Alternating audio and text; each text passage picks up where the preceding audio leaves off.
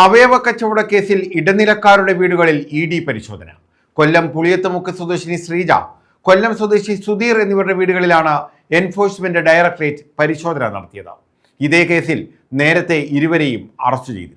അവയവ കച്ചവട കേസുമായി ബന്ധപ്പെട്ടാണ് കൊല്ലത്ത് ഇടനിലക്കാരെന്നാരോപിക്കപ്പെടുന്ന രണ്ടുപേരുടെ വീടുകളിൽ ഇ.ഡി. പരിശോധന നടത്തിയത്.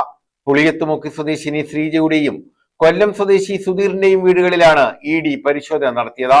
കേസുമായി ബന്ധപ്പെട്ട സാമ്പത്തിക ഇടപാടുകളും രേഖകളും പരിശോധിക്കുന്നതിന്റെ ഭാഗമായാണ് ഇ.ഡി. നടപടി.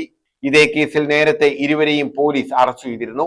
അവയവദാനത്തിന്റെ മറവിൽ നടന്നതായി ആരോപിക്കപ്പെടുന്ന സാമ്പത്തിക ഇടപാടുകളെ കുറിച്ചുള്ള വിവരങ്ങൾ ശേഖരിക്കുന്നതിനായിരുന്നു പരിശോധന. ഇതേസമയം അവയവക്കടത്ത് കേസുമായി ബന്ധപ്പെട്ട സംസ്ഥാനത്ത് 5ഇടത്താണ് ഇ.ഡി. റെയ്ഡ് നടത്തിയത്. കൊച്ചിയിലെ 2 സ്വകാര്യ ആശുപത്രികൾ, കോട്ടയത്തെയും തിരുവനന്തപുരത്തെയും ഓരോ ആശുപത്രികൾ എന്നിവിടങ്ങളിലും റെയ്ഡ് നടന്നു.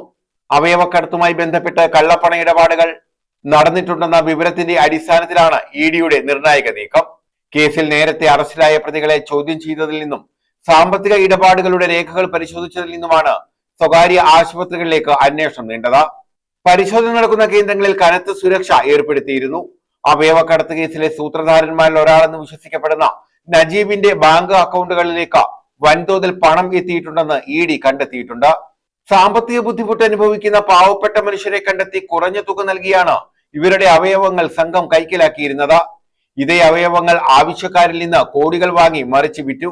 അവയവദാനത്തിനുള്ള നിയമപരമായ തടസ്സങ്ങൾ മറികടക്കാൻ ജനപ്രതിനിധികൾ, ഉയർന്ന പോലീസ് ഉദ്യോഗസ്ഥർ എന്നിവരുടെ വ്യാജ ലെറ്റർ ഹെഡുകളും സീലുകളും ഇവർ നിർമ്മിച്ചിരുന്നതായും കണ്ടെത്തിയിട്ടുണ്ട്.